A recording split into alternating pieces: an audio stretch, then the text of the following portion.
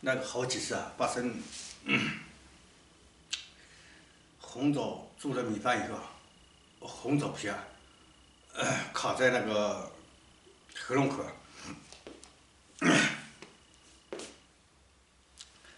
我看到那个一个山洞啊，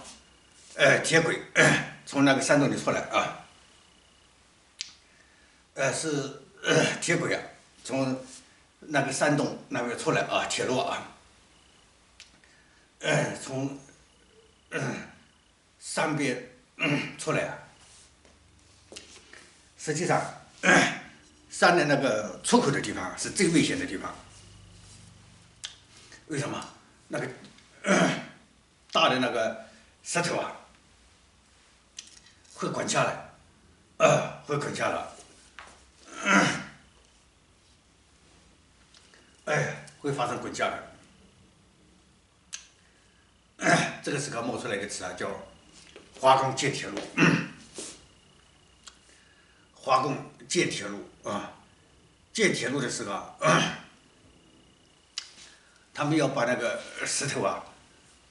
挖开了以后要运出来啊，基本上是下面发生炸那个山洞啊，炸了一下以后，然后把那个石头从山洞里搬出来，而在搬出来的时候，在洞口那边，往往会发生那个落石，石条从上面滚下来。为什么？因为之前呢、在山洞里边爆炸的时候，嘣，把那个山体炸了一下，山体震动了一下以后，上面就也松了啊。所以啊，在搬山洞里边的那个石头啊，搬出来的时候，把山洞的石头搬出来的时候，往往伴随着山外面的落石落下来。也就是说，华人建铁路的时候，东西向的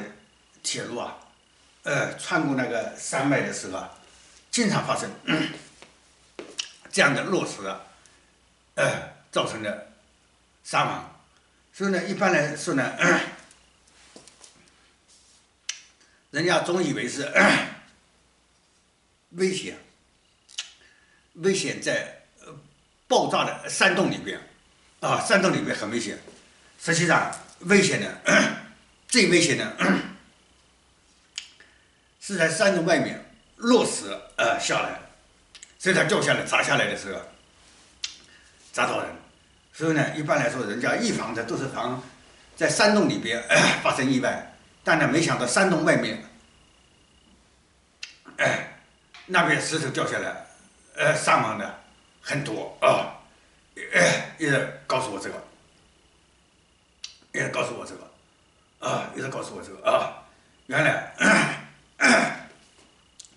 有防不胜防的啊，防不胜防的，就是山上面落石啊，石头落下来，掉落下来，这个造成的伤亡很大啊，就是建那个太平洋铁路的时候，很大的伤亡，就是在爆炸以后，然后山体上的洞外面的一震动以后就滚下来，这个伤亡严重啊。好，知道了啊，知道了。知道了啊，好，知道了啊，再见啊，再见。